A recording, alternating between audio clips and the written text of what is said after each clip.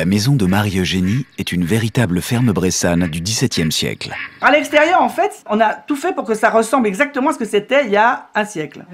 À l'intérieur, aucun rustique, mais par contre, tout ce qu'on trouve dans les journaux de déco maintenant, pour se faire plaisir, parce que moi, j'adore ça. Voilà.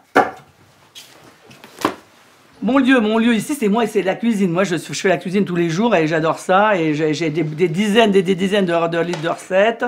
Là, vraiment, je me suis fait plaisir.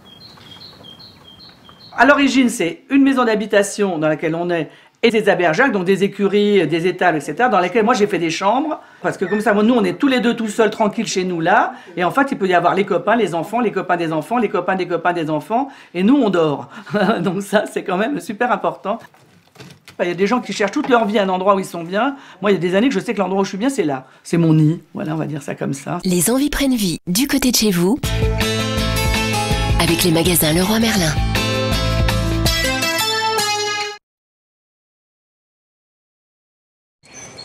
Dominique et Marie-Eugénie ont décidé d'aménager les écuries de leur ferme pour en faire des chambres d'amis.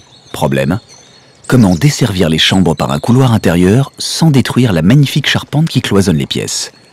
Solution, une coursive extérieure. Donc on a fait une coursive extérieure, ce qui est d'ailleurs de toute façon la façon de faire dans les fermes anciennes bressanes un peu plus riches qui avaient un étage. Et c'est comme d'habitude Dominique qui s'est collé, qui a fait toute la coursive à l'ancienne, toute la balustrade en fait avec des poteaux octogonaux, je crois qu'ils sont octogonaux, enfin ils sont à plusieurs facettes, en chêne, voilà, massif, comme c'était de toute façon, toutes les poutraisons sont en chêne ici. Donc on a résolu le problème en passant par cette coursive. L'idée c'est qu'on ait l'impression que ça a toujours été là, évidemment, voilà.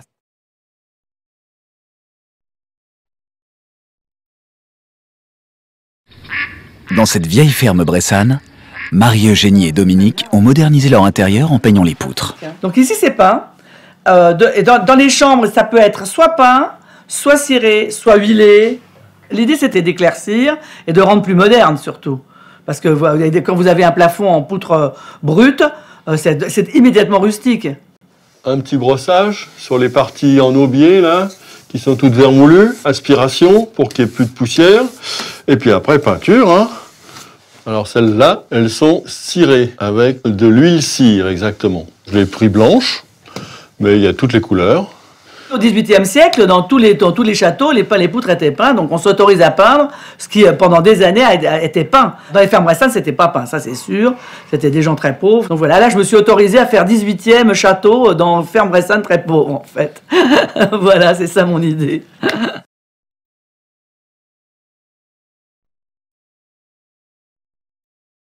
Alors ici, le sol, c'est les pierres de Bourgogne en petits morceaux. Voilà. En fait, c'est des fins de l'eau. Ça coûte pas cher du tout. C'est en vrac. Et ensuite, en général, les gens les mettent dans les chemins pour boucher les trous. J'exagère à peine. Et là, Dominique a fait un travail d'artiste avec des gabarits. Enfin, il a fait un puzzle géant pour faire ses sols. Après, c'est un travail de patience. Il faut chercher la pierre qui va aller bien boucher ce trou-là. Voilà. Ça s'appelle le calpinage. Le calpinage, c'est la façon de poser des pierres, quel que ce soit, classiquement en bande ou en carreau, etc. C'est la façon dont on organise les pierres, en fait.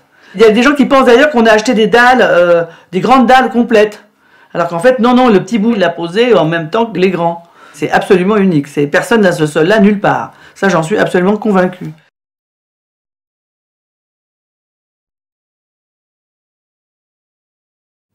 Chez Marie-Eugénie, les placards sont des volets.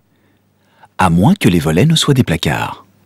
Alors les placards de cette maison, tous ceux qui sont entre autres avec des volets anciens, sont des volets qui ont été récupérés dans un château à Coligny qui est à 20 km d'ici. Je les ai gardés des années dans un hangar jusqu'au jour où Dominique a décidé de s'en servir. Et lui après, il a fait ce qu'il voulait. Et il a bien voulu faire des placards de toutes sortes. Des placards bruts, des placards peints, des placards patinés et même des placards fenêtres. En fait, ça dépend.